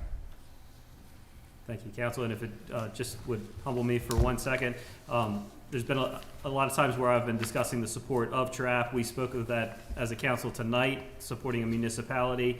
One thing that I have found recently that has been very beneficial to me that I've enjoyed reading is the Rural Life Museum of TRAPPE's Facebook page. They are looking for new members to keep it alive as they've struggled. Wednesday, November 16th at 6 p.m. is the annual meeting at the TRAPPE Volunteer Fire Company. Jeff Salisbury, the owner of Dairy Queen, is looking for any volunteers from TRAPPE who would be interested in supporting that. Check it out on Facebook. It's really, really cool. There's articles about kids playing Little League my age, all the way down to high school pictures of kids from the 20s, 30s, 40s. And it's neat. That's great. Okay. Yes, sir. Come on up. Well, we've got public comment anyway. Yeah, we do. Yeah, I'm sorry. Brian, it is public comment, exactly. I'm Brian Schmidt. I'm actually I'm on the board of the Royal Life Museum as well. We had a meeting the other night. Wonderful lady, Elizabeth Ferguson, kind of got the ball rolling again. Unfortunately, due to COVID and a few other things, we had several older members that have traditionally run the program unfortunately passed away, and so there was a little bit of a gap, not only because of COVID but of a few deaths and so on and so forth. So it's very nice that Elizabeth Ferguson's picked this ball back up. We elected officers the other night, and we set our annual meeting. That's going to be at the fire department, TRAPPE Fire Department. And hopefully we will get some more more people engaged, and start having programs out there at the museum again. And yeah, just getting the ball rolling with that and spruce up. I think one of the things I believe was on Facebook is that we had Chesapeake Center came out and helped did some yard work, cleaned the place up, and just some volunteer work around there just to get the place going again. So it was thank you for the shout out there. Yep. So, yeah. Okay. Thank you. Appreciate it. Okay. Anybody like to come up here, public comment? Jess, do we have a sign-up sheet by chance or anything? We did, but I don't Don't think it's anything. Okay. Anybody want to come up? Richard, come on up here. Come on. Come on. Tell them about your new restaurant. Come on now. You know, everybody come. Everybody get there. Exactly. Exactly. We're trying to help you out, you know? So, okay. Lynn, you want to come up? Okay. All right. No problem. All right. All right. Council comments. Who wants to start with us? I'll start to my right. I've said enough Yeah, tonight. You said enough. I'm good. Okay. All right. Mr. Lesher. Nothing further. You good? Mr. Pack. Just one thing, Mr. Yeah. Callahan. I know we're awarding the Maryland You're Beautiful award next week on November the 1st. unfortunately, I won't be able to be in attendance with you all when you make that award. But I just want to say to all of the recipients who were sent in to us, this was always a tough choice for the council to make because of the level of volunteerism that we have here in the county. We had an interview earlier today with a prospective board member who spent some time overseas in Europe. And one of the things that came out of the discussion with this gentleman was the fact that they don't see the type of volunteerism that we have here in the States. And Talbot County is certainly a model of that, persons who will move here and willing to give up their time and their talents to help out. So won't be able to be there with you guys on the first, but to all the wonderful, beautiful people who received their applications, you are beautiful, and thank you for all that you're doing. We do also have the Mayor's Prayer Breakfast coming up on this Thursday at the Tidewater Inn. And if those persons still would like to do that, I think tickets are still on sale for that. Yeah, okay. All right, thank you, Mr. Bracken. Appreciate that. Ms. Price? Only that this was our last legislative meeting. We still have 2 meetings in November to tie up loose ends, but after 12 years, it's hard to believe that we voted on our last piece of legislation as this council. So. Okay. All right. All right, well, Mr. Lesher, you want to go ahead? The County Council's next meeting will be held on Tuesday, November 1st, beginning at 3:00 p.m. At the conclusion of that meeting, the council will be adjourning into closed session to discuss real estate, legal, and personnel matters as listed on the statement for closing that meeting. Therefore, is there a motion to adjourn this meeting and reconvene as noted? So moved. Second? Okay, got a motion second. Madam Secretary, you can call the vote. Mr. Callahan? Aye. Mr. DeVillio? Aye. Mr. Lesher? Aye. Ms. Price? Aye. Mr. Pack?